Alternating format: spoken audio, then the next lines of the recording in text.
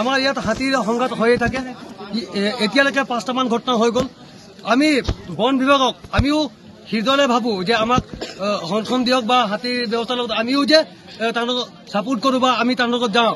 আজি সেই বন বিভাগে আজিলৈকে এতিয়াও কমন চেন্স নাই যে এটা মৃতদেহ পৰি আছে তাক কাপোৰ দিব লাগে। সেই জাকৰীয়া হাতী যেতিয়া আহে অহা চুত্ত আমি তাক তেওঁলোকৰ লগত গৈ আমি বম চম ফটকা ফুটাই আমিও তেওঁলোকক সহযোগ কৰোঁ। গতিকে আজি দুখ পাইছোঁ এই যিটো মৃতদেহ ইয়াত পৰি আছে তাৰ কাপোৰ দিয়া নাই আৰু সেই মৃতদেহৰ যিটো পৰিয়াল আছে তাক 10 লাখ টকা তাৰ ক্ষতিপূৰণ দিব লাগিব। তাৰ যিজন সৰু ল'ৰা আছে তাক চাকৰিৰ ব্যৱস্থা কৰিব লাগিব। আজি আমি বন বিভাগক আগতো দাবী জনাই আহিছোঁ যে ষ্ট্ৰীট লাইট আজিলৈকে ষ্ট্ৰীট লাইটৰ ব্যৱস্থা কৰি দিয়া নাই। গতিকে আমাৰ লগত ল'ৰা ধেমালি খেলি আছে। গতিকে আমি সহ্য নকৰোঁ। মানে এই বগানত মানে 4-5টা ঘটনা হৈ গ'ল এই হাতীয়ে মানুহ মৰা। কিন্তু আজি এইটো লাষ্টত এইটো 8টা বজাত মাৰিছে 7টা বজাত সি লেট্ৰিন কৰিবলৈ আহিছিলে। ৰাতিপুৱা 7টাত এই লেট্ৰিন কৰিবলৈ আহিছিলে মানুহজন। লেট্ৰিন কৰি থাকোঁতে মানে কি হ'ল জাকৰীয়া হাতী আছিলে। এটা হাতী তাক দৌৰাই মানে খেদি মাৰিলে চাগে। আমিতো ইমান হেৰি নহয় আৰু তথাপি সেই মানুহজন যে আজি যে ফৰেষ্টৰ ডিপাৰ্টমেণ্টে মানে ইয়াত 4-5টা যেতিয়া ঘটনা হৈ গ'ল আমাক কি দিছে দাবী কি আছে?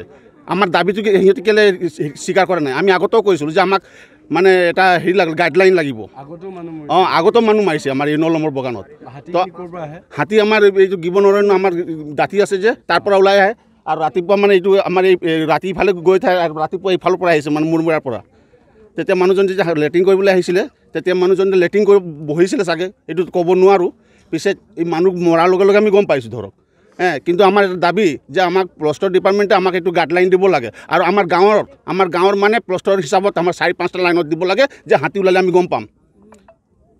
এইটো আমি ফৰেষ্টৰ ডিপাৰ্টমেণ্টত দাবী জনাইছোঁ। আমাৰ গাঁৱৰ মানুহ দিনতো ওলাই আহিছে আমিতো গম পাওঁ ৰাতি।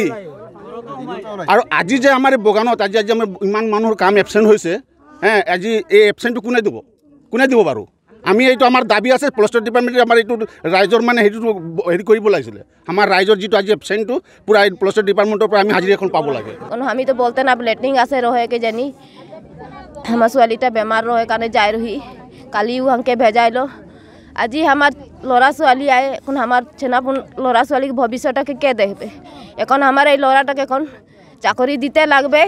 আমার খিনে কোনো নাইকে আমার 1 কোটি পয়সা भी নাই 1 টাকা পয়সাও নাইকে আমি কোনো করতে নাই পারবো। তোরা জিমা ভার নিতে লাগবে। আমি দায়িত্ব ভারটা নাই দিব এটা।